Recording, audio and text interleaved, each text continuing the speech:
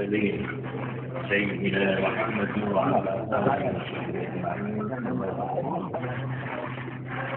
para hadirin sekalian yang kami hormati, lebih dulu saya mohon maaf karena saya sudah tidak layak menjadi pembicara lapangan karena kesehatan dan sebagainya, sehingga cara saya menyampaikan pidato ini tidak bisa memenuhi selera lapangan. Selera lapangan itu biasanya suara keras, ngotot, bersemangat, kadang-kadang melucu, melawak, kadang-kadang nyanyi-nyanyi, ya, pokoknya menggembirakan. Ini saya tak kelar para sorot pakulian. Jadi yang bicara begini, ini pertama. Nomor dua, saya tadi mendengarkan sedikit, ingin memberikan koreksi. Waktu ketua pondok mengatakan bahwa pondok pesantren satu-satunya lembaga atau badan atau tempat yang bisa membangun manusia seutuhnya. Ini yang saya koreksi cuma satu-satunya, itu saja saya koreksi. Ini saya minta jangan diulangi lagi. Tidak betul ini, biarpun kita itu bangga bahwa bagaimanapun pondok ini, ya pondok-pondok pesantren, kelihatannya itu kurang menarik, tapi isinya cukup bisa dipertanggungjawab. Tapi jangan kalau bilang satu-satunya, aduh boleh lagi. Ini yang saya koreksi ini jangan. Baiklah para hadirin sekalian, saya pernah membaca sebuah syair dalam bahasa Arab.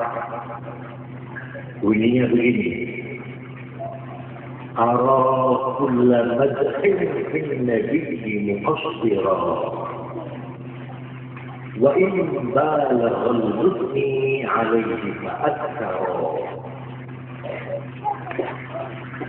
Saya menganggap tiap pujian kepada Nabi Muhammad SAW bagaimanapun tingginya masih belum seimbang, masih belum memenuhi.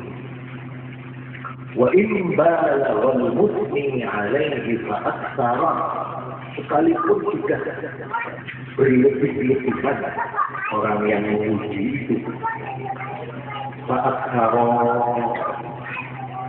pokoknya ibaratnya orang menghormati kanjeng Nabi, takbir dengan hormat. Mohon namun kanjeng Nabi takbir, kita nyapok dan mulia kanjeng Nabi. Senajan ketundulan memuji, belum apa.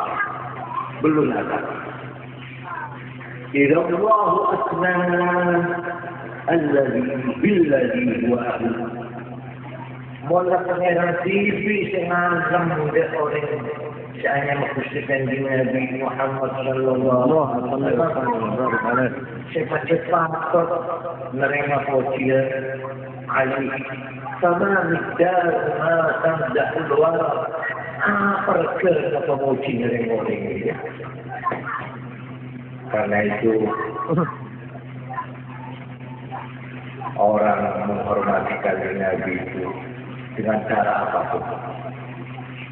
Dada yang begitu mulia. batasnya cuma satu, bahwa kanjeng Nabi abduhu wa rasuluhu. Insya asal tahu kanjeng Nabi kemuliaan Allah, Rasul.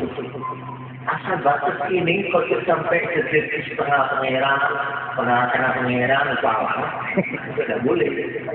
Tapi mengalang kanjeng Nabi yang begini, yang begitu, yang begini, tak boleh. Kita apa? Bukan perayaan Maulid jadi perang raja.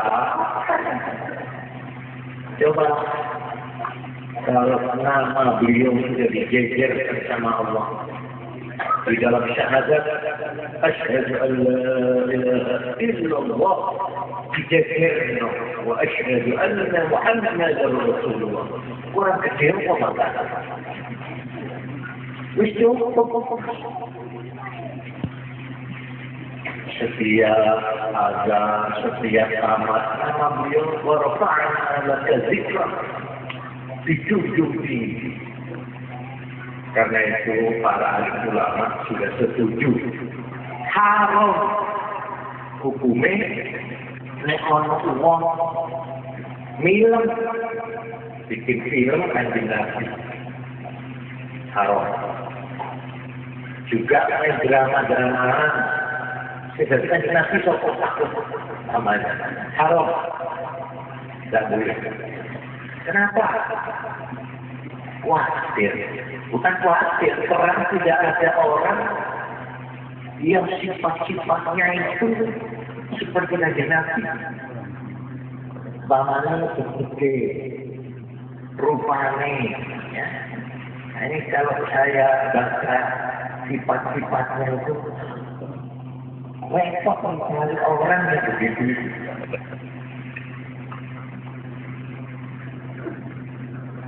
Sehingga karena dikhawatirkan tidak memenuhi atau mengurangi derajatnya, maka tidak boleh ditirukan lagi. Karena itu film-film barat yang meriwayatkan sejarah Nabi itu kalau sudah Nabi tidak kelihatan, paling kelihatan orangnya, wajahnya, rupanya.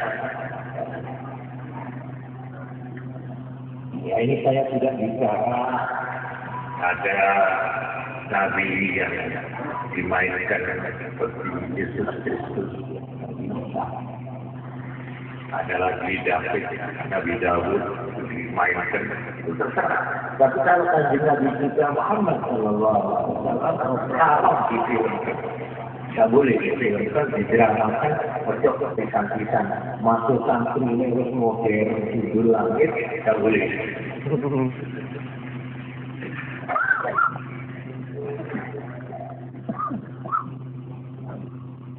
Karena itu seorang penyakit di zaman kanjeng Nabi Muhammad Sallallahu Alaihi Wasallam. Kanjeng Nabi itu kalau lewat saking tawaduknya, ya orang masjid al-Qur'an,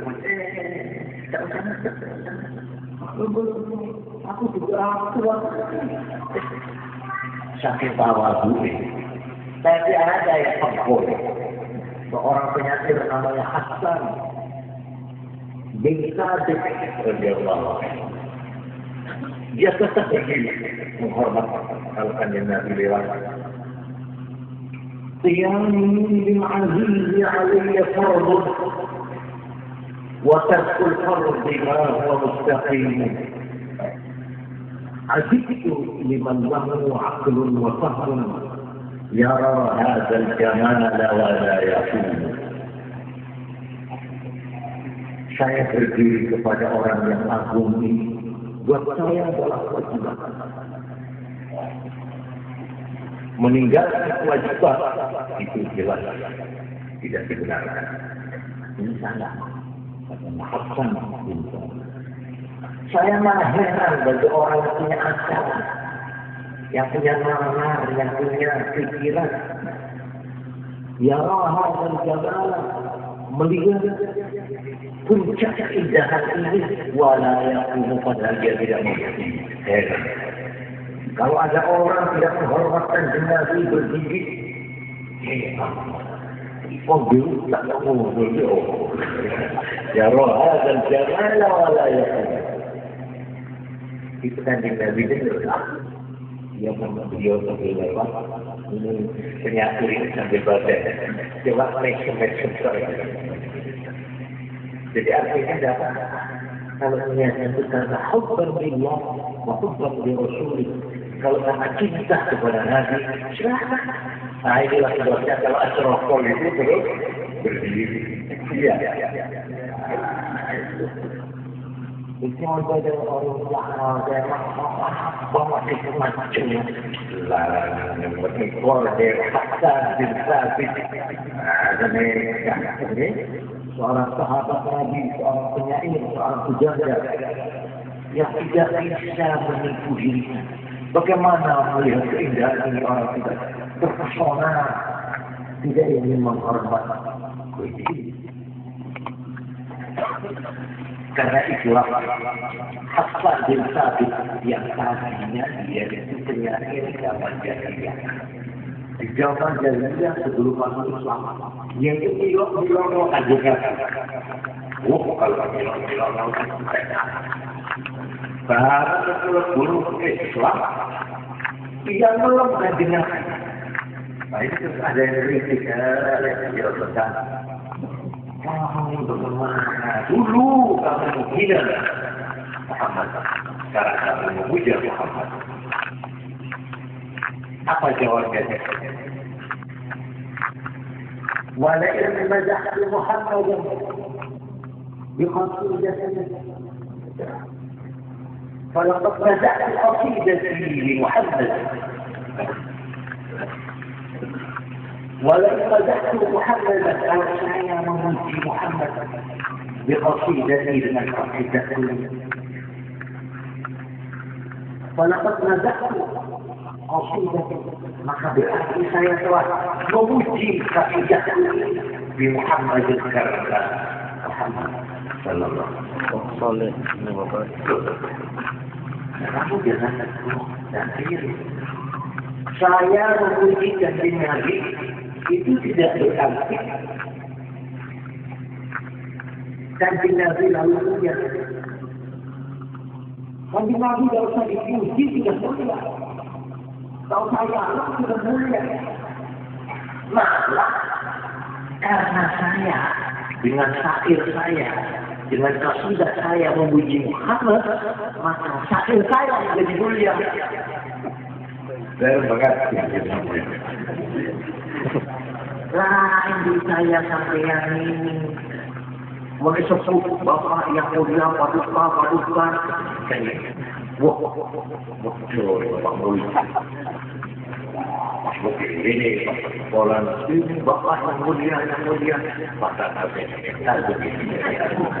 atau orang yang dimasukkan surat kabar harus menyebutkan bukan yang masuk surat kabar. Ini terbalik kalau ada Nabi. Siapa yang memuji dia menjadi mulia karena memuji. Bukan Nabi yang mulia. Kan Nabi tak apa berpuji bersampean, puji. Bisa Allah lah memuji diri. Ketokok. Sampai mengadakan peringatan maulud, bakal dulu. Sampean diam-diam saben waktu. التحيات كما هذا اللهم صل على سيدنا محمد. Peringatan terus menerus peringatan maulud tiap-tiap Jumat, tiap-tiap sembahyang, azan juga, tamat, jadi saya sangat menganjurkan. Sebab kalau mengadakan maulid itu yang perlu bukan Kanjeng Nabi Muhammad yang perlu kita hormati, tapi kita yang perlu menghormati.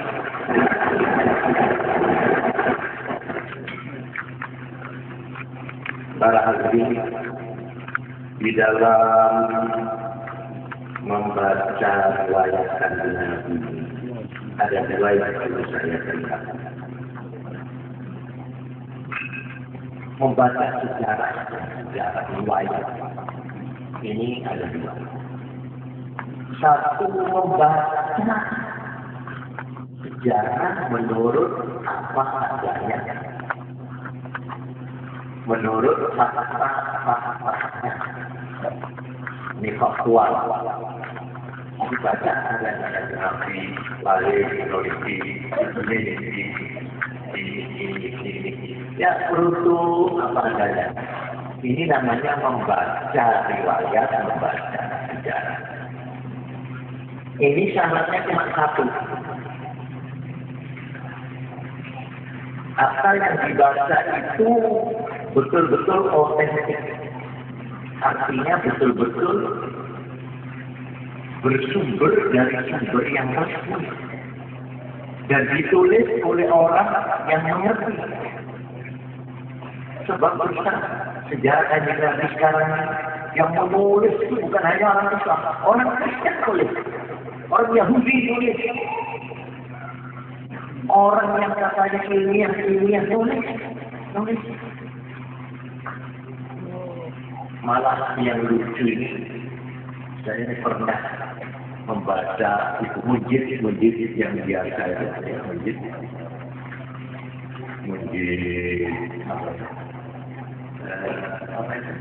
yang tebel itu. Hanya seorang Katolik. Saya itu baca di situ ada Abdullah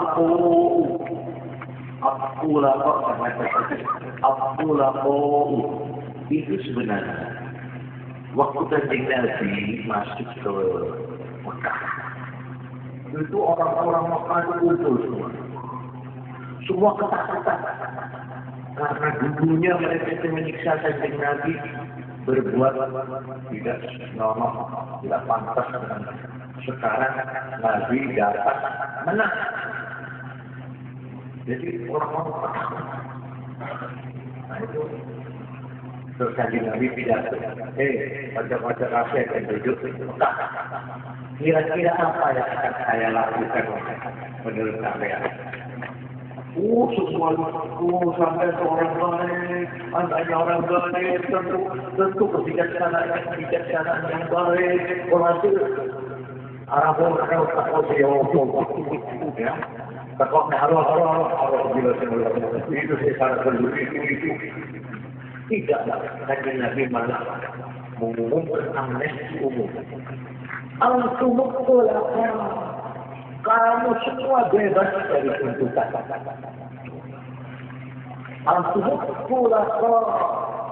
Kamu penduduk Mekah bebas. Ini amnesti umum. Di dalam itu diberi arti orang-orang yang dipaksa masuk Islam dengan kekerasan. Innalillah. Dari mana dia? Perang ini sudah tidak netral. Perang di sini ini sudah bukan ilmiah lagi. Begitu juga. Membaca riwayat Kanjeng Nabi ini ojo syukur-syukur motor. Sumbernya harus jelas. Sebab sumbernya riwayat Kanjeng Nabi itu satu Quran. Begitu penuh Al-Quran itu dengan perjalanan, dengan peristiwa-peristiwa di zaman Nabi, sampai ada yang mengatakan di orang Barat yang tidak ngerti bahwa Quran itu adalah autobiografi Muhammad. Bahwa Quran itu adalah sejarah riwayatnya Kanjeng Nabi. Jadi seolah-olah itu karangan Kanjeng Nabi. Menceritakan dirinya seperti orang pembesar atau presiden mana itu lalu bikin riwayat sejarah sendiri namanya. Sebab Quran memang selama masih ada Quran di bumi ini, maka sejarah riwayat perjuangan Nabi tetap ada, tetap terbuka terbaca. Sumber yang kedua, hadis. Malah diselidiki yang paling banyak itu hadis yang diriwayatkan oleh sahabat-sahabat Ansor, sahabat-sahabat di Madinah. Sebab ini yang paling terkenal sejarah Nabi yang dibuat. Lalu selain itu asal itu penyaksian ucapan dari sahabat-sahabat Nabi. Berdasar inilah maka disusun di dalam Islam sejarah Nabi itu secara komplit. Mulai beberapa pengarang-pengarang yang memang alim mengerti betul tentang Quran, tentang hadis, tentang akal. Antara lain ini yang menjadi simbol dari semua sejarah Nabi. Satu, Ibnu Ishaq. Dua, Ibnu Hisham. Ada lagi namanya yang ketiga Al-Waqidi. Nah ini kalau sumbernya itu dari sana boleh dipercaya. Boleh dipercaya. Juga hadis-hadis seperti hadis Bukhari itu ada. Dicantumkan satu bab al-Maghazi wa Siyar. Ada. Jadi untuk mengetahui sejarah Nabi yang apa itu otentik, yang sah, yang resmi, yang sembarangan, untuk ngerti. Karena itu, kenapa? Karena terus terang sejarah itu bisa tidak bersifat fakta apa adanya al-waqa'i' al-bayyinah, bukan fakta tapi opini, pendapat yang cinta, pendapat yang nulis. Nah ini sebetulnya membaca sejarah itu harus sumbernya. Ini terutama santri-santri, ya, terutama mereka yang cuma membaca bahasa Indonesia. Asli itu pengambilannya dari mana ini? Gak usah khawatir memakai buku-buku bahasa, pakai buku-buku sumber-sumber yang tidak otentik menurut kita. Itu satu. Nomor dua, membaca sejarah. Yang kedua, yaitu membaca dalam arti memahami sejarah. Memahami. Jadi dengan kata-kata proses. Bagaimana pemahaman kita mengenai kanjeng Nabi, perjalanannya begini. Lalu kita bagaimana? Kesimpulannya, nah ini untuk mengambil kesimpulan dari kita sendiri yang baca atau yang mendengarkan. Ini namanya opini, pendapat. Ini lain. Jadi sejarahnya ada dua. Sejarah dalam arti fakta, sejarah dalam arti opini. Ini harus dibedakan. Harus. Umpamanya banyak orang barat menulis tentang kehidupan rumah tangga dan bagaimana istrinya Nabi itu begitu banyak. Alhasil digambarkan kanjeng Nabi itu sahabat Nabi. Coba, maksud ilah. Itu orang tidak ngerti. Kok ide? Oke, Islam biasa mana-mana. Bagaimana bisa teknologi soal sampai ini?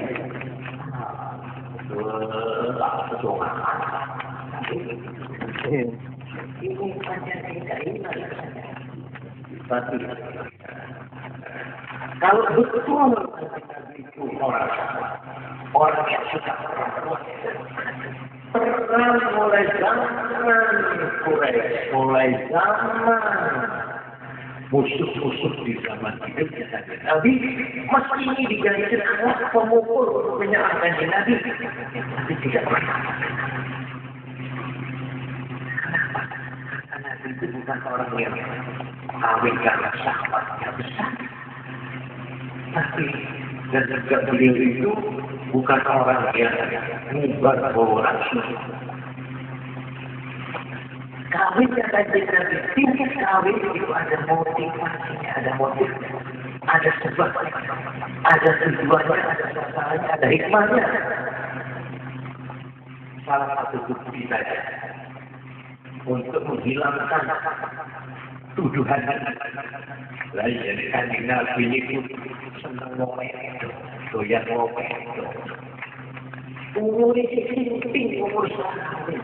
Lah kok kini merondok spesial. Tinggal lebih dan suaminya tidak mati nyereng apa. Umur 40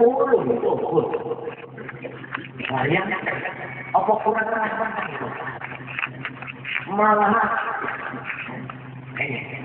bukti yang kedua Kanjeng Nabi itu pernah sesudah kuasa orang Quraisy orang pembesar pemerintah tambah dilarang pengikutnya tambah kita orang ingin tahu ya sih rupanya wong sipit fitnah. Muhammad sekalipun nadanya itu jelek. Yang namanya Muhammad itu koyo opo. Mana dia tahu kita tahu udah cocok kalau omongan wong di pasar. Juga kalau Muhammad itu tukang sihir, tukang tenung, tukang ibu. Ya kok datang ini maksud saja.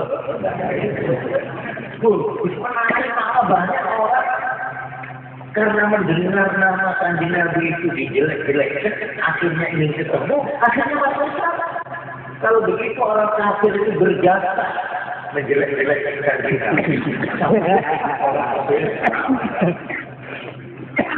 Jadi pada waktu itu akhirnya dikirim utusan dari orang-orang besar. Misalnya Nabi Muhammad, ini saya meniru. Kalau memang kamu ini apa sih tujuanmu bikin heboh, bikin gula orang itu tapi mana ada benar sudah apa Rasul ya. Rasul kemari, semua pengusaha semua siap untuk mengumpulkan dana. Pokoknya sampai akan kita beri bagian sampai kita menjadi orang yang di antara atau begini, sampai pola metro rambut pola metro menarik perhatian. Mari anak saya, tidak usah mahal, tidak usah sekali. Orang waktu zaman jahiliyah, orang Mas Kawin itu larang sampai banyak orang tua Joko karena tak kuat mengajarkan kawin. Iya. Sekarang kamu kalau Muhammad ingin anak saya tadi ada 3, boleh pilih atau 3 juga ya boleh. Tanpa anak kawin. Praktis. Apa kamu ingin jadi penguasa? Ingin orang yang dieluk-elukan? Ingin jadi pemuda? Ingin jadi kepala pemerintahan? Ingin menjadi kepala negara? Kami sedia. Kami menerima. Seluruh kaum Quraisy mengalah dan menerima kamu sebagai raja kami. Ini sudah ditawarkan pagi-pagi itu. Tapi kemudian Nabi Muhammad Sallallahu Alaihi Wasallam yang dapat misi bukan membangun kekuasaan, bukan membangun kekayaan, bukan membangun karir semata-mata, tapi karena tugas Nabi menjawab, terima kasih. Yang sangat tawarkan saya terima kasih. Tapi kalau itu menjadi harga dari misi saya sudah berhenti karena itu. Buat saya tidak ada alternatif. Misi saya harus jalan terus. Dakwah ini atau saya nanti. Membela dan berdoa. Jangan begini. Dan saya kadang kalau jadi kepala daerah, apa negara, kalau di kota, apa jadi kepala, kepala. Benar itu tujuan. Kalau pas jadi kepala pas aku, ya benar keturunan akan diganti. Misi. Jadi itulah jalannya orang. Sebab ini memahami sejarah Kanjeng Nabi ini tidak mengambil kesimpulan. Begini. Nanti itu membutuhkan bahan-bahannya. Dia harus membaca seluruh riwayat Kanjeng Nabi, qabla al-bi'tsah ila wafat. Sebelum menjadi utusan mulai lahir sampai meninggal dia harus ditelusuri semua, dibaca semua secara menyeluruh, jangan dipotong-potong. Sejarah Nabi tidak boleh diperjok di tengah. Di Mekah tok, itu cerita nolong. Ditingkat Kanjeng Nabi bisa bilang ada melulu. Ini mau sampai ke Mekah menolak atau melulu. Tapi kalau obat teruskan dengan bahasa itu, campur tengah. Bahasa secara keseluruhan. Situasi yang dihadapi Nabi bagaimana? Konteksnya bagaimana? Latar belakang bagaimana? Ini harus dipahami. Ilmu Kanjeng Nabi itu bagaimana kehidupan masyarakat jahiliyah, bagaimana ini dan sebagainya. Karena itu, kalau orang ingin menceritakan maulud, menceritakan sejarah Nabi dan sebagainya, ini harus diteliti betul-betul. Ya itu yang diangkat oleh prosa yang disoni, begitu selesai disoni terus disusoni sampai Halimah Sa'diyah 4 tahun hidup di desa. Balita di bawah 5 tahun itu dididik di kelas desa yang segar. Susu dari ibu yang segar makanannya. Wah ini kalau sekarang ya wah balita yang cocok. Berkatanya memiliki ilmu kesehatan. Orang Jawa yang gula di Indonesia ini alkohol. Umur saya sudah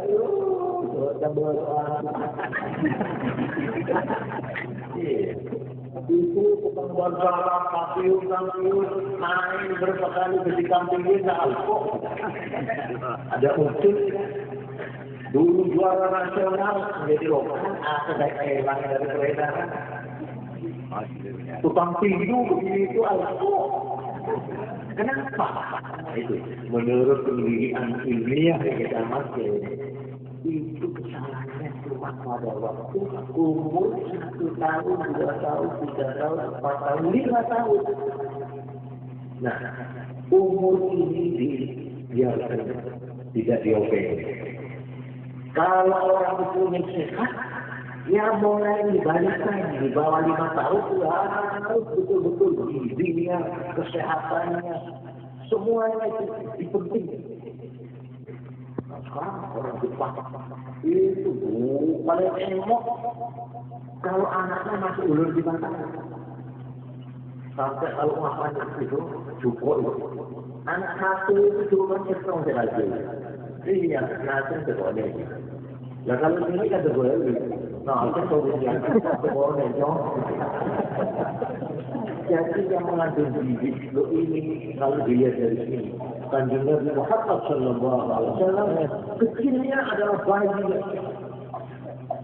4 tahun di bawah Halimah Sa'diyah, hidup di pegunungan yang segar, di desa Kaus, dan mendapat susu dari orang yang sehat. Memang berlatih dengan baik. Malahan beliau juga hidupnya waktu kecil awal terus. Itu olahraga yang hebat. Kalau sekarang ada gerak asik jantung sehat, tapi saya tak mau juga. Kalau saya mau jantung sehat, masih benar. Oh, lari lagi kecil, bagus, berkuat banget. Saya tak takut. Saya termasuk alkohol ini. Jadi pertama orang kalau ingin meriwayatkan sejarah Nabi dan memahami mempunyai proses yang benar, itu satu harus mengenal kepribadian Nabi secara teliti. Harus penting. Nah, ini saya ada kitab praktis. Saya baru dapat, ini sebenarnya sudah 3 tahun, 1400 Satu dua. Jadi sudah sekarang 6, jadi 15. Tarikhul hawadith wal ahwal an-nabawiyah. Ta'lif Muhammad ibn Alawi al-Maliki al-Hasan. Ringkas satu paman. Ini diambil dari sumber yang objektif, yang bisa dipertanggungjawabkan. Dan gampang, bacanya itu sistematis. Ini namanya siapa nasabnya? Oh, sampai ke Nabi Ibrahim alaihissalam. Jadi kalau lihat persyaratan, pantas dalam Nabi itu pemimpin besar. Nah, keturunannya Nabi, keturunannya baik dan sebagainya. Saya ingat surat Al-Balad. La uqsimu bihadzal baladi wa anta hillun bihadzal waladi wa walidin wa ma walad. Laqad khalaqnal insana fi kabad. Itu namanya suratul Balad. Ini kalau bahasa sekarang, suratul Balad, surat lingkungan. Di situ sumpah. Bil Balad, sumpah dengan lingkungan kota Mekah. Tempat di mana Nabi Muhammad SAW dibesarkan. Wa anta hillun bihadzal balad, kamu bertempat di sini. Wa walidin wa ma walad, demi orang tua yang melahirkan kamu. Ilmu pendidikan itu mengatakan orang bagus tak bagus itu faktornya, unsurnya banyak. Unsur keturunan. Ini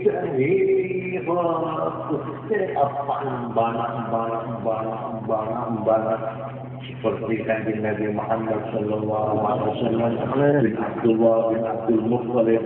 Ini orang yang memang terkenal sampai Nabi Ibrahim lewat Nabi Ismail. Ibarat ya, yang tidak pantas itu nandur periksa tumbuh kecil.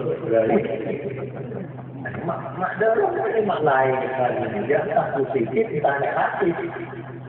Kirim orang itu tidak iri. Ini tanda tanya. Apa dia yang betul atau orang tua itu tak betul? Bela nanti membedakan, menerangkan. Bapaknya Nabi siapa saja. Ibunya Nabi siapa saja.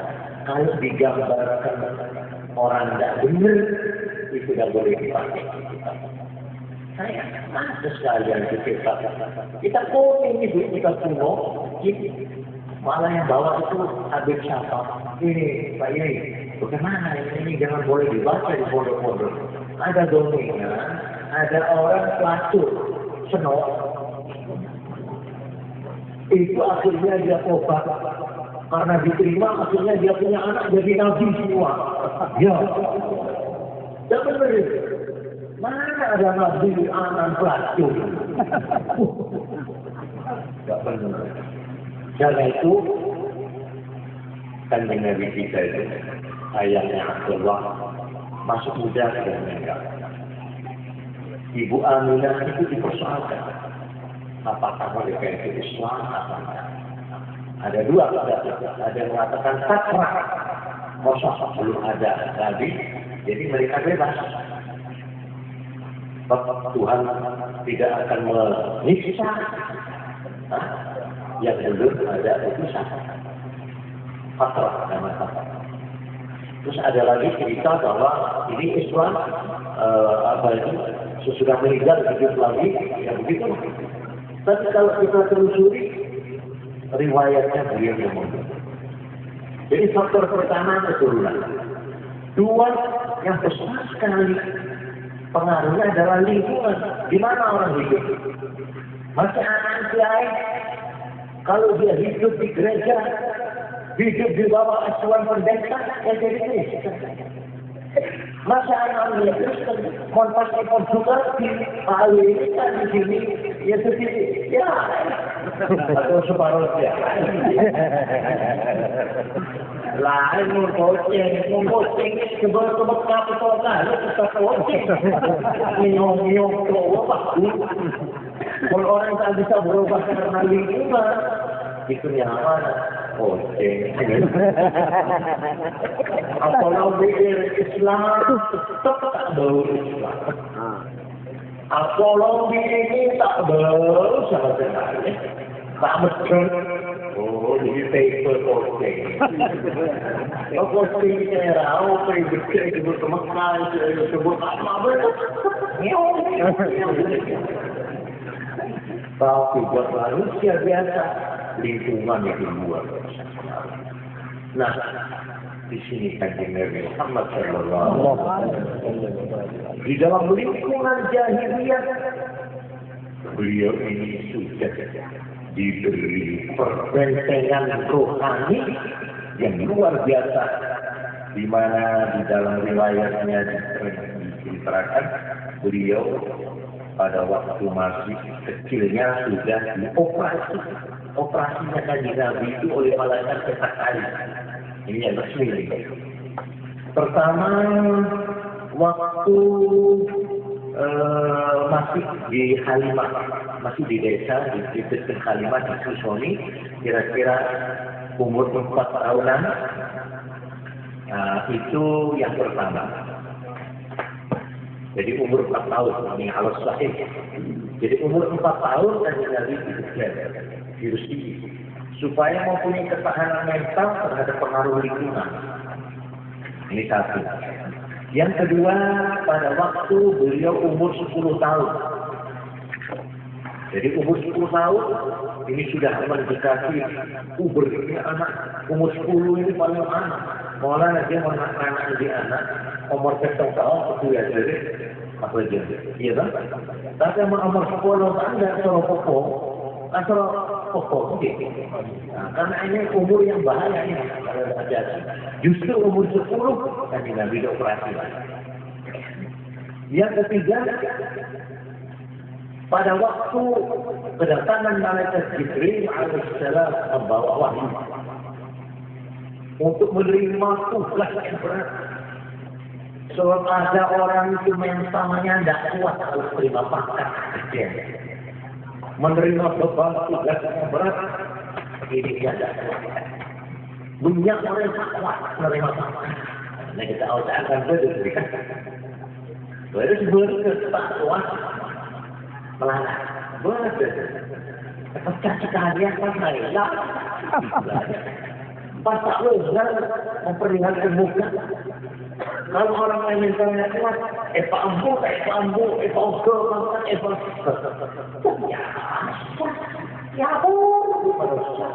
itu jadi mana?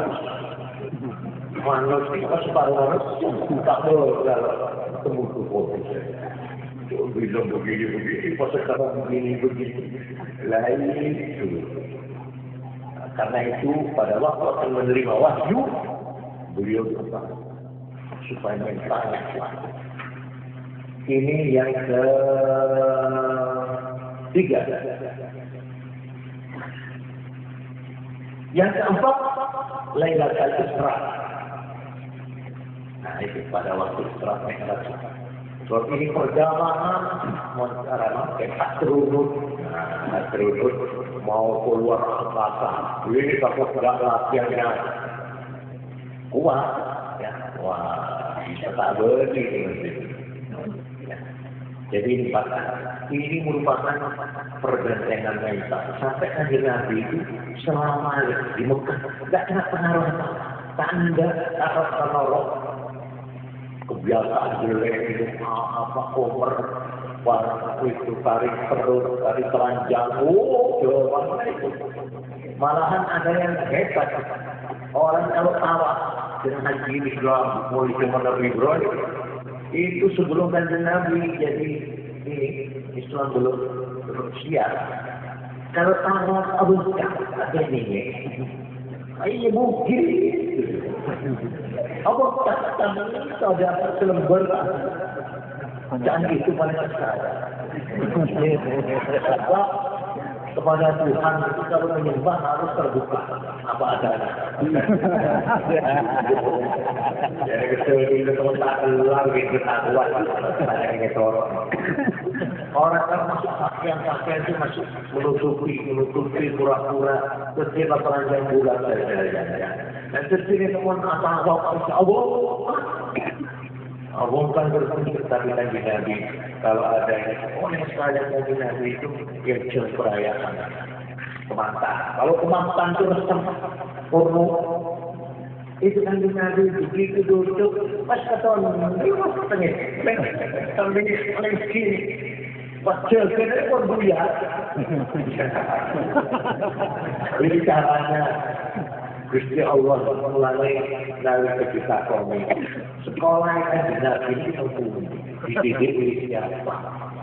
Di lokal karya di bahasa itu. Jawabnya Kanjeng Nabi, ada dari Rabbi fa'ahsana tadi. Allah sendiri yang mendidik langsung.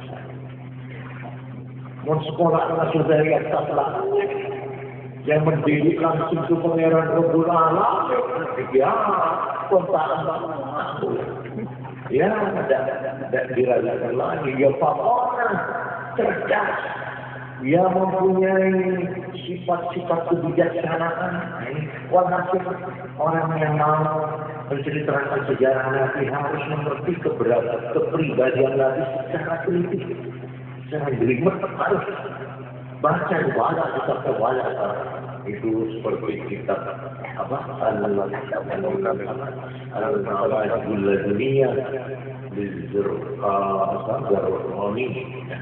itu banyak sekarang ini yang dibagikan lengkap komplit itu saya kerja santri harus jadi sebelum kamu tidak publik menceritakan tentang kehidupan Nabi wajib harus mengenal betul-betul kepribadian beliau secara apa. Nomor 2, dia harus mengetahui ajaran-ajaran yang dibawakan. Apa ajaran-ajaran? Seutuhnya. Jangan sepotong-sepotong. Dia harus mengerti Islam sebagai totalitas, sebagai satu kesatuan, sebagai satu keseluruhan. Jangan cuma melihat Islam dari sebagian tok, bahwa sebagian tok, masih keliru. Dikira Kanjeng Nabi itu hanya mengajarkan wirid tok, tok ini sebenarnya wirid sampai sahabat-sahabat itu akhirnya malah ada satu waktu orang kerajaan Romawi Timur ini tahu rahasianya, kekuatannya. Prajurit-prajurit yang Nabi itu di mana? Kirim ke sana, ke Madinah, mata-mata dia di mana punya benteng, ada latihan, ada senjata apa, ada suhu apa gitu ya. Di sini. Akhirnya orang diutus kembali ke raja Heraklius. Saya apa ada? Sudah saya repot. Tidak ada apa-apa. Masa begitu repot kekuatannya? Iya. Lalu yang kemudian apa? Yang saya lihat yang satu. Muhammad itu yang begitu terkenal namanya di seluruh dunia sekarang yang sampai di kerajaan Romawi Timur ini, itu repot dari dia. Yang mana yang namanya Muhammad? So kalau sudah kumpul sama santri-santrinya sahabat, tak kena yang begitu. Apa orang yang berdekatan tidak ada. Ngomongnya pembunuh pakai raja, kalau staff itu tidak ada. Ya sudah, merakyat. Misal, nomor 2 itu pengikut untuk Muhammad. Itu kota Medina itu kalau malam pingat boleh. Kemana orang? Mana itu disuruh? Semuanya di masjid. Awalnya mereka itu seperti pendeta. ini kerajaan Romawi ini. Kalau malam mereka seperti pendeta di biaranya. Tapi kalau siang mereka menjadi macan di lapangan. Mereka cerita di laporan mereka kalau malam itu jadi pendeta, tapi kalau siang mereka menjadi macan-macan. Saya mau menyergap, mau makan mangsanya. Saya bilang, warahmatullahi. Aku non itu Timur Pasar sudah gitu. Baru di sini. Saya juga dengar wah kok di sini. Masih ada uang ini, yang mobil saja. Gak ada duduk uang tak cuma dengan Sony. Jadinya kita untuk uang aku. Mana nak konsultan itu kalau model energi itu oleh Umar. Dan meski mungkin ada Umar, masa Umar kau boleh. Kita orang yang jadi keangguan orang. Tapi memang dari awal tapi kalau sudah wirid ya lemahnya orang itu tadi orang. Jadi orang kalau melihat apa ajaran Nabi yang dibawa, misinya apa, itu harus dilihat dari A sampai Z, jangan dipotong-potong. Jangan nanti betok, jangan nanti keretok, jangan nanti ngamuk ketok, jangan nanti menyerang ketok. Ini fotonya itu kaki. Harus ditelusuri. Ini yang kedua. Yang ketiga, harus mengenal leadership, kepemimpinan beliau. Laqad kana lakum ya fi Rasulillahi uswatun hasanah. Contoh. Yang dicontohkan itu apanya? Kalau sampai menyontoh turunannya, tidak bisa turunannya seperti adik Nabi. Yang bisa justru kepemimpinan. Kalau pribadiannya secara komplit, kepemimpinannya tentang kebijaksanaan. Bagaimana menghadapi istri-istri, bagaimana menghadapi anak, bagaimana menghadapi rakyat di pasar, bagaimana menghadapi pembesar-pembesar. Ini kepemimpinan. Bagaimana beliau waktu memimpin di medan perang. Nah, ini kalau kita lihat padahal Kanjeng Nabi mulai jadi pemimpin lapangan, mulai hijrah. Coba betul-betul Kanjeng Nabi ini kampung, ibu tahun sehabisnya besar, akhirnya ini. Nah, sejak ini, beliau jadi pemimpin abri, dia jadi pemimpin negara, dia jadi suami yang aktif, yakni menjadi rumah tangganya itu baru di Madinah, yang dalam arti apa itu, sampai bentuk rumah tangga. Dan lain-lainnya itu umur berapa? Umur 53. Umur 100 menyapu sampai beberapa orang itu. Kami kuat menyenangi sesuatu. Umur 100 boleh hijrah. Mungkin perang naik kuda sendiri itu umur masa sendiri. Mulai menggoda orang atau korupsi. Kanjeng Nabi kena melakukan ini. Wah, itu orang tak ngerti. Sebab Kanjeng Nabi itu sallallahu alaihi wasallam itu dunia. Awsatuhu khuluqiyah wa quwwatuhu badaniyah. Kekuatan akhlaknya dan kekuatan jasmani. Beliau ini kalau jalan dia baca tahunullah ka'annama yanhaqqu fi as-sadat yamshi berkuah. Jadi kalau ada ini asli bukan yang aku lihat air malah seperti air yang turun dari ketinggian. Sudah ada Jangan dibayangkan dengan itu tanpa makhluk. Dan karena itu dokter Islam akan dinari tidak apa-apa. Itu format lagi. Tapi benar karena kuasa Esa banyak. Sawal bakal wakil perutnya dan dadanya sama. Mereka betul-betul pada pasir itu. Benyalah mana mereka? Pasir. Sudah tabu. Dua bangsa saya kasih itu. Ada. Jadi dadanya Kanjeng Nabi sama perutnya ini sama rata. Rata. Ini sebagai contoh. Terus ini ya.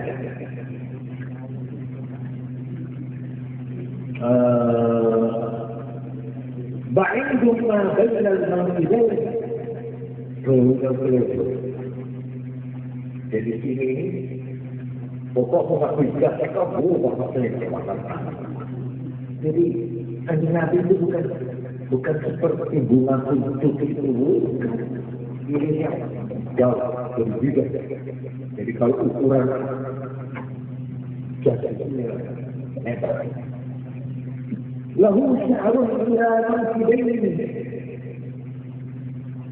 wa fi waqtin ila shahmatil udunaini wa fi waqtin ila nisfi udunaini.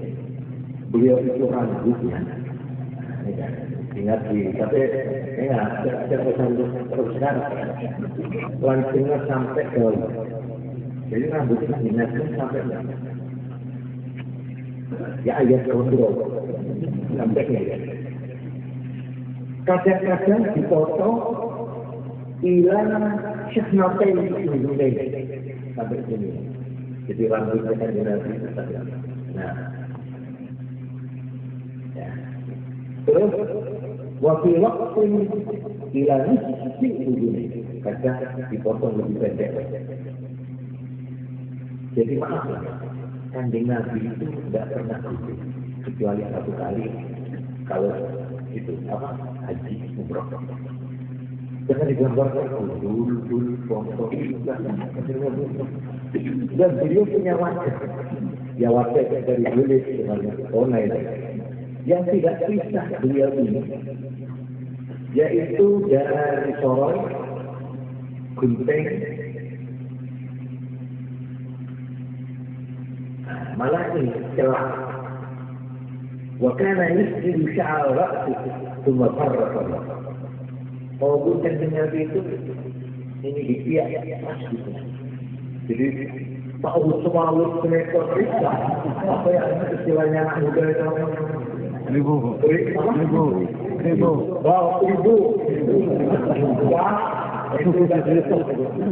Kalau Kanjeng Nabi tidak berhenti, tidak polos, jadi setengah bibirnya ada banyak, dan ini sedikit bisa ditranslasi. Setiap. Wakana yurajjiluhu selalu disoroi. Kemana-mana Kanjeng Nabi bawa sisir, bawa soroi. Meskipun berjaya itu sisir, dia tidak berani. Itu menirukan berkati. Iya. Wah, sekarang boleh dia tahu. Nabi itu ketuk. Jenggotnya itu tegas dulu. Nah itu selalu dia. Soroi. Tak semurah enggak jebot. Mulai anak makan buka lompat itu. Mulai aku itu lagi. Kalau mereka mau itu tidak sama sebenarnya. Rambut ini sembahyang ketutupan rambut tak sama itu. Begitu Pak mau akan satu sewa takut lanjut bawa video kan. Tinggal aku itu bingung. Aku bisa. Dan beliau satu malam memastikan artinya memelihara kesehatan mata. Ini sebagai apa itu contoh. Bagaimana? Malah ini di sini saya baca ada seorang ini secara fisik, ada Nabi. Rokanah ibnu Abdi Yazid Rokanah. Ini boleh dikatakan ingat-ingat. Rokanah ini pegulat sini, tukang okol ini. Itu paling mempercepat sementara saya kuat melakukan. Tapi namanya Rokanah ibnu Abdi Yazid. Satu waktu ketemu dengan Nabi dulu ada di lereng bukit di dekat Mekah. Bapak lalu Rasulullah SAW, ya Rasulullah, ala tattaqillah wa taqbal ma tad'uhu ilayh. Bahwa ia perlu bertakwa Allah Tuhan. Menerima apapun saya ajaran. Jawabnya Rokanah, kalau memang saya yakin apa yang kamu ajarkan, yang kamu anjurkan itu benar, saya yakin. Inni law a'lam anna alladhi taqulu haqq la attabi'anhu. Baca lebih aja. Umpama saya bisa adu kekuatan dan saya bisa menggulingkan kamu yakin bahwa saya ini benar? Iya, kalau memang Anda bisa mengalahkan saya baru bisa percaya. Afara'aita in taraktuka ta'lamu annama aqulu. Jadi omongan saya, nasihat saya, ajaran saya, ulangan saya itu benar. Saya membuktikan, saya akan mengalahkan kamu. Kalau kalian Muhammad bisa mengalahkan saya percaya dan omongan betul. Mari, dan kalau tidak, mereka saja. Baik, Bapak ini Rokanah Yusuf di gua pada dori. Udah bukti. Akhirnya dalam bapak saya Rasulullah,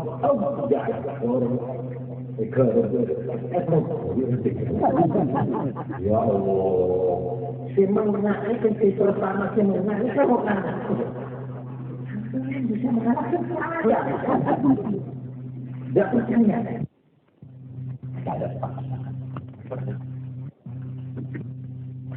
Saya pernah ngomong dengan beberapa sarjana yang ngotot supaya Islam berkesadaran di Indonesia ini untuk berkuat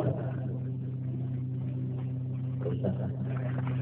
Apakah saudara berkuasa? Ya, kita harus dari pemerintah, kita harus memegang kekuasaan politik. Kita harus saya tanya. Menurut sampean, Islam tersiar di Indonesia ini lewat mana? Lewat apa? Yang menyebut-nyebut Demak, Bintoro. Saya jawab, menurut saya tidak demikian. Sebab jauh sebelum Demak terbentuk, Islam telah tersebar di Indonesia. Lewat siapa?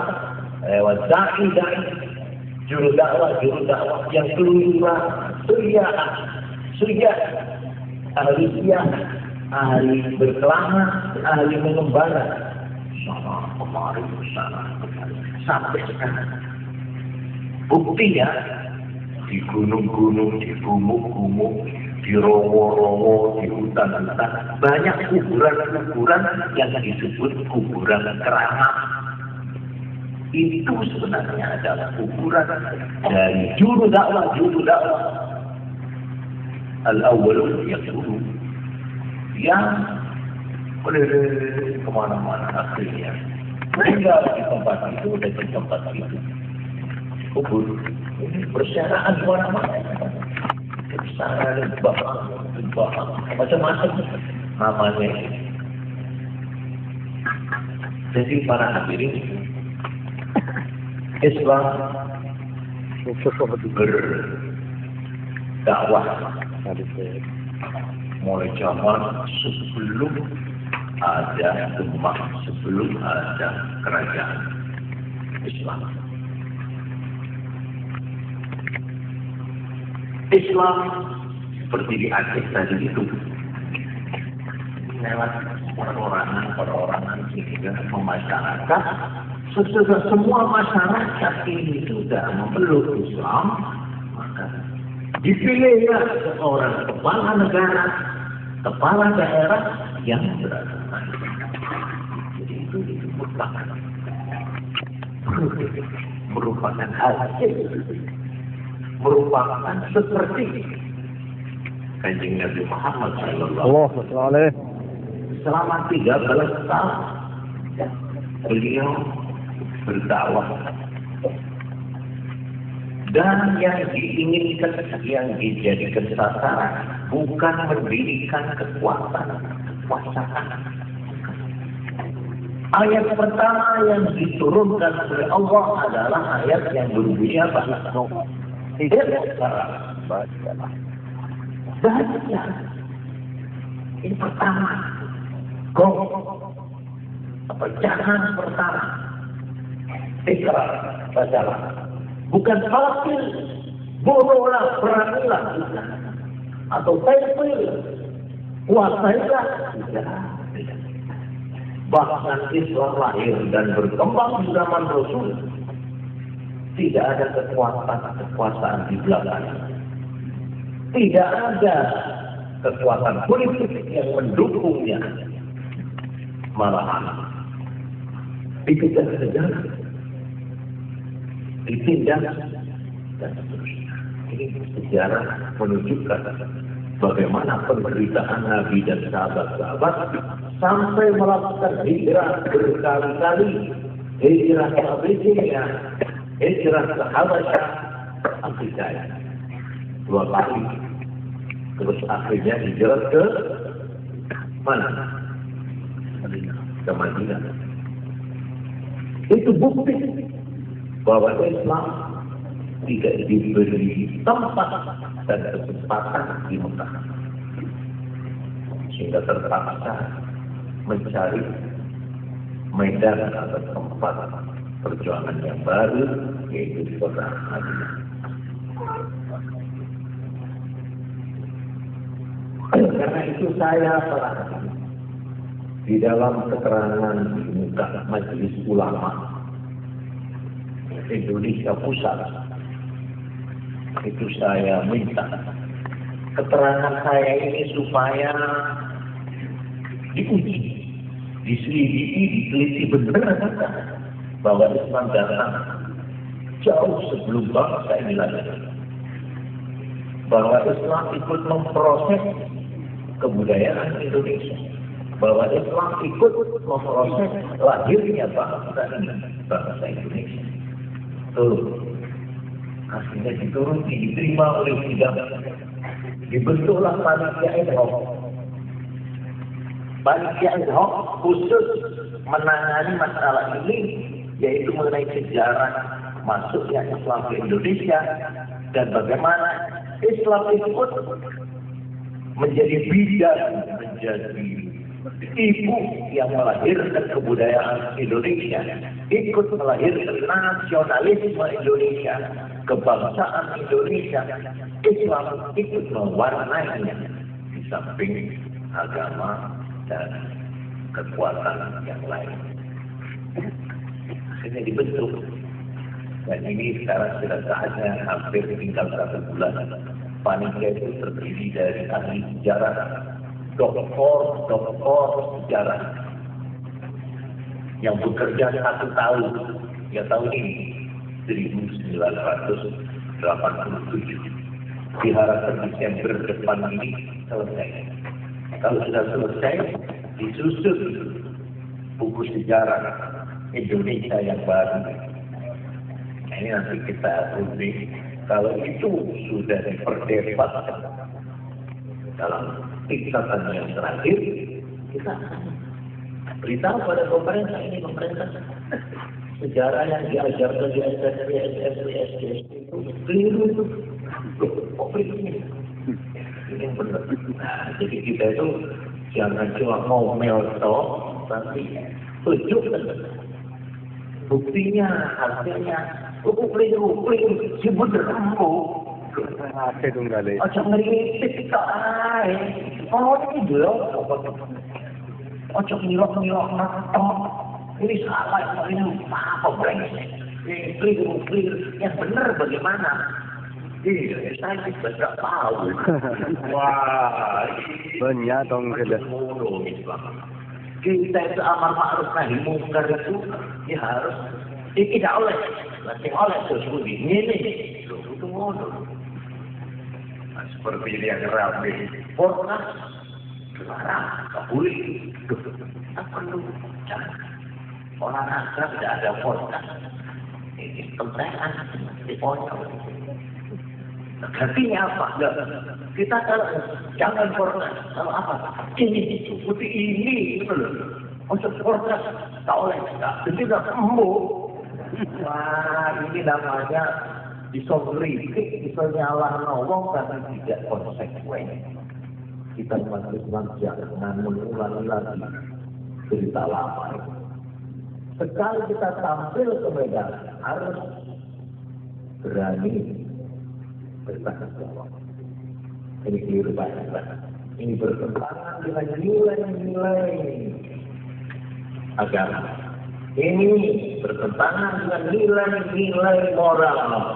Ini bertentangan dengan nilai-nilai kepribadian bangsa. Yang tidak bertentangan bagaimana Pak? Nah, karena ditanya begitu, kita sudah siap. Nah inilah yang sekarang ini kita mudah-mudahan lakukan sebaik. Jadi ini sudah setahun terjadi. Amin. Menulis dengan menunjukkan masadir atau referensi atau rujukan dari mana saja keterangan ini bahwa Islam datang ke Indonesia ini adalah dengan damai. Kalau ada keterangan, kalau ada sejarah yang mengatakan bahwa Islam datang ke Indonesia dengan menghancurkan, dengan merusak apa yang ada selama ini. Umpamanya kerajaan Majapahit yang sudah berakar berurat kuat mapan di Indonesia hancur karena orang Islam. Yang menghancurkan Majapahit adalah anak-anak santrinya Sunan Wali Songo. Wah, ini gimana? Ini adalah cara untuk memalsu sejarah, untuk memutar balik sejarah, untuk menanam permusuhan antara Islam dan Hindu, antara Islam dan Buddha, antara umat Islam dengan umat Indonesia. Supaya bahwa Islam ini bukan termasuk sana. Al-Islam laisa minna wal muslimun laisa minna, bukan. Di sini Indonesia, di sana Islam. Ini mau dipecah, mau dipecah, terutama oleh penjajah Belanda. Ini sampai sekarang kadang-kadang kita menyesal, masih ada yang punya pikiran begitu di kalangan kita. Antara Belangkon dengan Serban, itu mukanya Cirebon, yang bertentangan satu sama lain, tidak bisa dipertemukan. Jokowi, mungkin ya ada hubungan ke Belangkon. Ini soal pakai. Ada lagi yang mengatakan kelemahan dan terbangan itu dianggap barang yang bertentangan, bermusuhan. Ini kan jangkaan ya, masuk kelemahan kafir musyrik bilang benar benar Jadi karena kelenengan sampai orang Islam nggak ngerti wayang ini, kok cerita wayang itu, apa nanti harus sama waktu itu kok sudah tahu belum. Padahal lari sono Sunan Kalijogo yang memasukkan dakwah Islam lewat wayang-wayang itu. Ini banyak yang belum tahu apa dia berdia. Baik satu kita ini. Jadi para hadirin karena itulah akhirnya ini saya karena mendapat kesempatan saya menabuh judul atau bunyi tengkong di tengah-tengah bangsa Indonesia bahwa Islam dan Indonesia adalah satu, dua tapi satu tapi dua dan bisa diadu dipertentangkan. Kita sebagai orang Indonesia, ya kita sekaligus sebagai orang Islam. Jangan seolah-olah antara Islam dan Indonesia itu ada jurang, ada jarak, ada pagar. Tidak benar. Dalam menentang penjajah, dalam merebut kemerdekaan, putra-putra Islam, umat Islam langsung ikut turun di medan laga, darah berjatuhan, syuhada bergelimpangan. Itu adalah untuk Indonesia. Bagaimana kita dikatakan Islam di sana, Indonesia di sini, kalau bisa.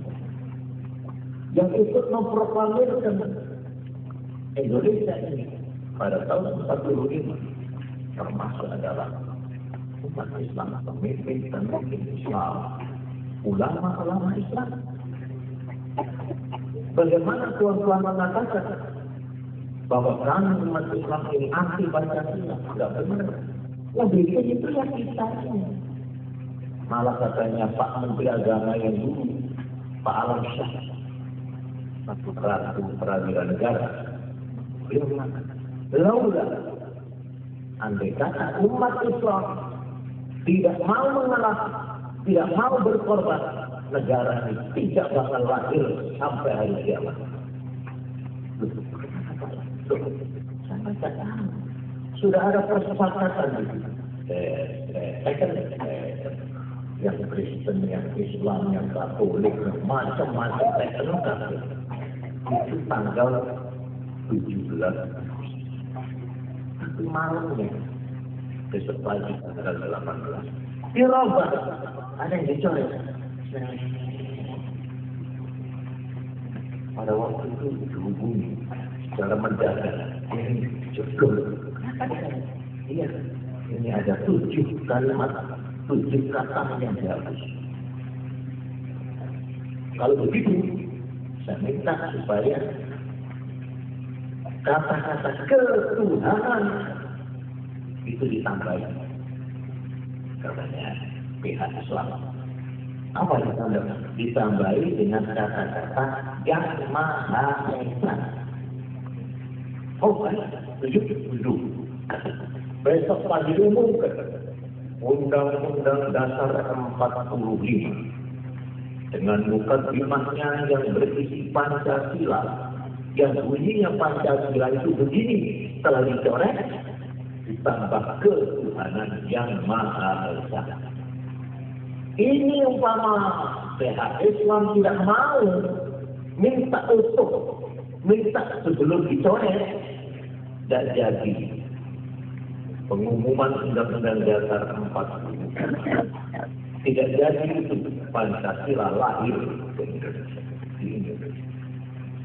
Tapi karena demi persatuan dan kesatuan Indonesia, demi supaya merdeka ini lekas-lekas dicetus di bawah bayangan dan ancaman bayonet Jepang waktu itu, di bawah ancaman torpedo dari pihak sekutu waktu itu. Di saat itu kita umat dan bangsa Indonesia bersama-sama umat Islam bertekad untuk memproklamirkan kemerdekaan, malah dipilih harinya coro kiai dipilih di Jumat. Tanggal Ramadan bulan puasa. Pokoknya coro sekarang itu lahirlah proklamasi ini selamat itu malam Jumat. Tahun yang berjadi dampak itu dan waktu itu meledaklah revolusi dan umat Islam di bawah pimpinan alim ulama pada waktu bulan Oktober tahun 45. Ketika Belanda mau datang lagi, mau merampas lagi, ulama memutuskan wajib fardu ain mempertahankan kemerdekaan. Itulah sebabnya meletus perlawanan arek-arek Surabaya yang akhirnya terkenal dengan nama 10 November disebut Hari Pahlawan. Itu adalah pelaksanaan dari jihad yang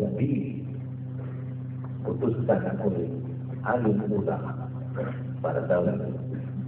Para hadirin demikianlah komentar atau sambutan dari saya atas dawuh-dawuh dari Kiai Umar, Kiai Wakil Umar, dan saya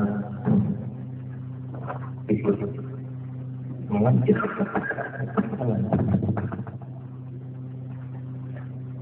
bahwa di dalam memperingati Maulud saya setuju dengan cara campuran yang pakai marhaban, yang pakai cara kuno, cara tradisional, cara memuji, maka karena katanya seorang ahli syair, ara kulla madahin fil nabiyyi wa in balagha al-mudni alayhi fa akthara. Saya anggap kalau ada orang yang memuji Nabi itu tidak memadai, itu tidak cukup. Alam dengan Nabi setinggi langit belum memadai, tidak cukup. Wa in balagha al-mudni alayhi fa akthara. Sekalipun berlebih-lebihan cara memuji kepada Nabi belum cukup. إذا الله أثنى بالذي هو أهل عليه فما مقدار ما تمدح الورى. Bagaimana kalau Allah sendiri yang memujikan Nabi begitu tinggi? Lalu apa harganya pujian kita manusia? Tuhan sendiri yang memuji, memberi kedudukan dan pujian kepada Nabi begitu tinggi, sampai namanya disejajarkan. La ilaha illallah Muhammadur Rasulullah. Syahadatnya dikaitkan. Asyhadu an la ilaha illallah wa asyhadu anna Muhammadar Rasulullah. Diganti merupakan satu paket. Tidak cukup iman kalau cuma separuh.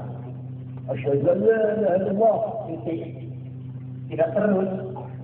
Dia masih belum mukmin.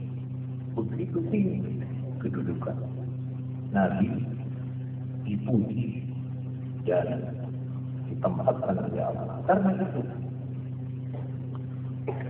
seorang penyair di zaman jahiliyah yang kemudian Islam, beliau tetap menjadi penyair.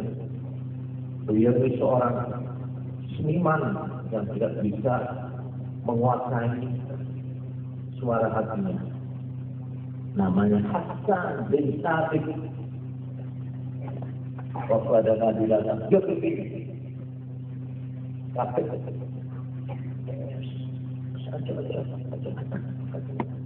Kanjeng Nabi itu orang yang tawadhu, orang yang merendah hati. Saya saya ini jangan diperlakukan sebagai raja-rajanya orang Persia. Itu kalau udah mau dihormat, apa katanya Hasan bin Thabit? Qiyami bil aziz alayya fardun wa tarkul fardi ma huwa mustahil. Berdiriku kepada orang yang mulia buat saya adalah satu kewajiban. Meninggalkan kewajiban ma huwa mustahil, itu tidak benar. Ajibtu liman lahu aqlun wa fahmun yara hadha al-jamala wa la yaqul. Saya heran, orang yang punya akal yang waras, punya paham yang wajar, melihat keindahan Nabi ini, keagungan Nabi ini, bagaimana dia tidak akan berdiri. Kalau ada Fahadul Qiyam berdiri. Kata jamaah noro. Ini Hasan bin Thabit di halaman tidak. Saya harus berdiri melihat ke keindahan besar, keagungan yang memukau. Bagaimana orang berakal kok tidak mau berdiri menghormat engkau? Dan Nabi Muhammad sallallahu alaihi wasallam pada waktu putrinya Fatimah Az-Zahra dapat berdiri Nabi. Oh, sahabat, selamat datang anakku, untuk menunjukkan cinta kasih. Bagaimana orang melarang kita akan berdiri menghormat Nabi, mencintai Rasulullah sallallahu alaihi wasallam. Karena itu kalau kita berdiri bahaya. Nabi lahir Ashrafah itu Mahalul Jabri apa itu? Terus saya tadi Sholat Badri Alaika apa Ashrafah Badri Alaika ya? Jadi Hasan bin Thabit waktu kritik oleh orang-orang teman-temannya Hasan bahkan juga orang marah. Bila sebelum Islam nyalek dengan Nabi dengan syair-syair mencela Nabi, tapi sekarang kamu memuji-muji Nabi dengan syair apa-apaan ini? Memang di ahli syair yang hebat Hasan bin Thabit. Lalu dia jawab, walakin madahtu Muhammadan bi qasidati falaqad madahtu qasidati bi Muhammad. Kalau saya telah memuji Muhammad sallallahu alaihi wasallam bi qasidati dengan qasidahku, maka saya sebenarnya falaqad madahtu qasidati bi Muhammad. Sebenarnya saya memuji kasidahku, syair itu dengan karena baginda Muhammad. Artinya saya sebenarnya bukan memujikan Nabi Muhammad dengan kasidahku, karena Nabi Muhammad biar tidak dipuji sudah mulia. Tapi saya sebenarnya memuji qasidahku, syairku dengan menyebutkan Muhammad. Artinya syairku ini menjadi mulia karena memuji Nabi. Bukan Nabi Muhammad mulia karena syairku, bukan terbaik. Nah itu, ini memang satu kata yang memang benar. Nabi Muhammad sallallahu alaihi wasallam kita hormati atau tidak kita hormati, tetap terhormat. Seluruh dunia ini boleh menyepelekan kanjeng Nabi, boleh tidak memuji Nabi, tapi Allah sendiri yang memuji di dalam Al-Quran. Innaka la'ala khuluqin 'azim. Jadi ini kalau kita menghormati kanjeng Nabi dengan cara-cara pada tiba, bersida, pakai dukun, seperti waktu Nabi datang ke Madinah, itu orang Madinah keluar bawa terbang. Wala'al badru alaina. Tulisannya Nabi berdua dengan sahabat Nabi Bakar. Semua, terutama gadis-gadis putri-putri. Itu bawa terbang. Sampai Kanjeng Nabi tertegun berhenti. Terus menoleh para gadis-gadis. Berperabot apa itu? Atau anakku ini menyanyi-nyanyi, atau kamu cinta dan senang kepada saya? Iya, kalau kamu cinta kepada saya, wallahi, demi Allah saya pun cinta kepada kamu. Oh, kamu seperti ya Allah, kita berhubungan kalau memang betul-betul motifnya kita cinta, terima kasih kepada Nabi. Bukan karena Nabi kurang mulia, kurang terhormat kita. Biar saudara tidak berdiri, biar saudara tidak memuji, Nabi sudah terhormat. Malahan terbalik.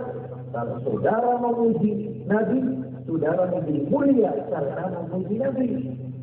Bukan saja Nabi mulia karena itulah kitab para umat Islam, terutama santri-santri boleh. Malahan ini saya sampai tertarik di Brunei Darussalam, negeri yang paling kaya itu. Itu Masya Allah, bagian bibir sudah memasyarakat, sudah membudaya di sana. Sampai rajanya itu Bolkiah, kalau keluar negeri tetap disambut dengan berjanji. Itu berjanji di sana beneran di sana di Brunei itu disebut Nurul Iman namanya istana. Tiap malam Jumat berjanji di sana. Yang lucu ini beragama Pak Munawir Ghazali. Waktu datang ke sana dihormat oleh menterinya sana sendiri yang namanya Wal Ugama. Ya, mana Ugama? Itu mau kita makan malam, ini ada siang, ada celana, apa secara internasional, tak begitu orang dari sana, tetap diharong begitu. Diharong dan tidak sampai ke waktu pada Menteri Agama teruskan ini tentang ketika Rasul tak paham kedutaan bicara di sana, tolong melihat yang ke pasar. Maka persandaran bertarung atau perjalanan perjalanan. Jadi ini satu hotel yang paling mewah paling luas. Karena ada cara hotel yang mewah. Sebelum meja, sebelum bapak, semuanya tahu kata-kata.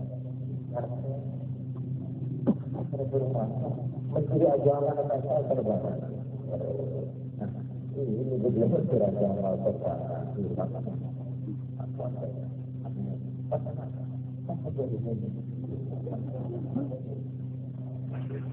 Masya Allah, betul-betul sudah memudahkan. Jadi agar Sunnah Rasul ini mudah-mudahan berkembang dengan cara yang damai. Amin. Bukan saja lakukan bawah, lakukan atasan pun akan menerima dengan hati yang sangat terbuka. Dan saja masyarakat dengan doa bersama Allah Taala. أعوذ بالله من الشيطان الرجيم. بسم الله الرحمن الرحيم. الحمد لله رب العالمين الرحمن الرحيم مالك يوم الدين. إياك نعبد وإياك نستعين اهدنا الصراط المستقيم صراط الأنعام الضالين.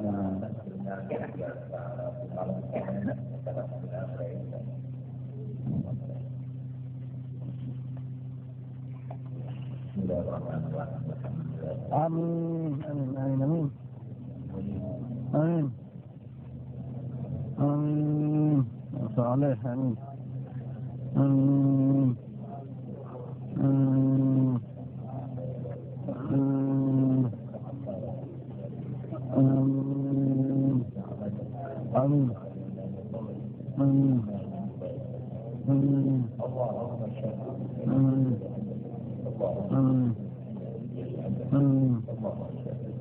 Amin.